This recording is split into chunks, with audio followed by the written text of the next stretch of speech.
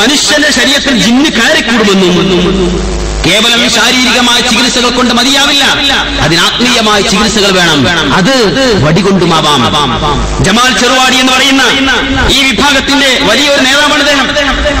ഇൽമത്രണ്ട് നമ്മൾ അത് ആക്കാൻ പറഞ്ഞു. പക്ഷേ അദ്ദേഹം എന്ത് ചെയ്തു? രണ്ട് ചികിത്സ അറിഞ്ഞു. ഞാൻ അറിയാത്തത്രണ്ട് എനിക്കറിയാം.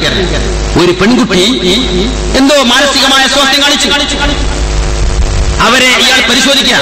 ഇയാൾ ഡോക്ടറല്ല, ഇയാൾ എഞ്ചിനീയർ അല്ല, കൃത്യമായി പറഞ്ഞാൽ മതപണ്ഡിതൻ പോലുമല്ല. കാരണം എന്താ? സ്കൂളും കഴിഞ്ഞിട്ടില്ല, മദ്രസയും കഴിഞ്ഞിട്ടില്ല. അല്ലെങ്കിൽ കഴിയണ്ടോ? ഭൗതിക വിദ്യാഭ്യാസം ഒന്നുകിൽ അല്ലെങ്കിൽ മതവിദ്യാഭ്യാസം രണ്ടുമില്ല. ഈ മനുഷ്യൻ ഈ പെൺകുട്ടിയെ പരിശോധിക്കുകയാണ്.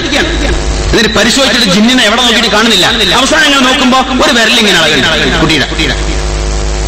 ഇയാൾ പറഞ്ഞു, ഈ വിരലിന്മേലാണ് ജിന്ന്.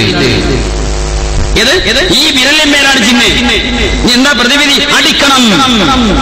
കുട്ടിയുടെ ആങ്ങളമാർ ഇടപെട്ടതുകൊണ്ട് കുട്ടിക്ക് അടി കിട്ടാതെ രക്ഷ തീർന്നില്ല. തൊട്ടടുത്തുടനെ ഇടമണ്ണയിലെ മുണ്ടേങ്കരയിലുള്ള ഒരു പെൺകുട്ടി, അത്യാവശ്യം പ്രായപൂർത്തിയായിരിക്കുന്ന ഒരു പെൺകുട്ടി, അവർക്ക് ഈ അടുത്ത് എന്തോ ഒരു മാനസിക അസ്വാസ്ഥ്യമുണ്ടായി. ജിന്നു കൂടിയതാണെന്നാണ് വിധി. ജമാലിന്റെ അരികിൽ വന്നു. ജമാൽ എന്ത് ചെയ്തു? ഈ കുട്ടിയെ അടിച്ചു. കുട്ടി നെട്ടോട്ടം ഓടുകയാണ്. എന്തൊക്കെ പരാക്രമങ്ങൾ നടത്തിയിട്ടും പ്രതിവിധിയില്ല. അവസാനം എന്ത് ചെയ്തു? കുട്ടിയെ മരത്തിൽ കടത്തിയിട്ട് ആ കുട്ടിയുടെ കാൽഭാഗത്ത് കയറി. ബാക്കി അമരണ്ടല്ലോ, അവിടുന്ന് അങ്ങോട്ട് കുറച്ച് വൃത്തിയായിട്ട സംഗതികളാണ്. ആ കയറി ഇരുന്നപ്പോ ആങ്ങളമാർക്ക് മനസ്സിലായി ഇത് അപകടത്തിലേക്കാ പോകുന്നത്. അവർ കൈകാര്യം ചെയ്യുന്ന അവസ്ഥ എത്തിയപ്പോ ജമാൽ രക്ഷപ്പെട്ടു. ഇതെന്തിന്റെ പേരില? ഇസ്ലാഹി പ്രസ്ഥാനത്തിന്റെ പേരില. നമ്മൾ പണ്ട് കേട്ടത് വേറെ പലതിന്റെയും പേരിലായിരുന്നു. ഇപ്പോൾ കേൾക്കുന്നത് മുജാഹിദ് പ്രസ്ഥാനത്തിന്റെ, ഇസ്ലാഹി പ്രസ്ഥാനത്തിന്റെ പേരില. നിങ്ങൾ ആലോചിക്കുക, ഞങ്ങൾ എന്ത് കൊണ്ട് മുജാഹിദായി എന്ന് കുറച്ച് ആൾക്കാർ വന്നല്ലോ. ഞാൻ അന്നേ പറഞ്ഞിരുന്നു, ഞങ്ങൾ എന്ത് കണ്ട് മുജാഹിദായി എന്നാണ് പറയേണ്ടത്.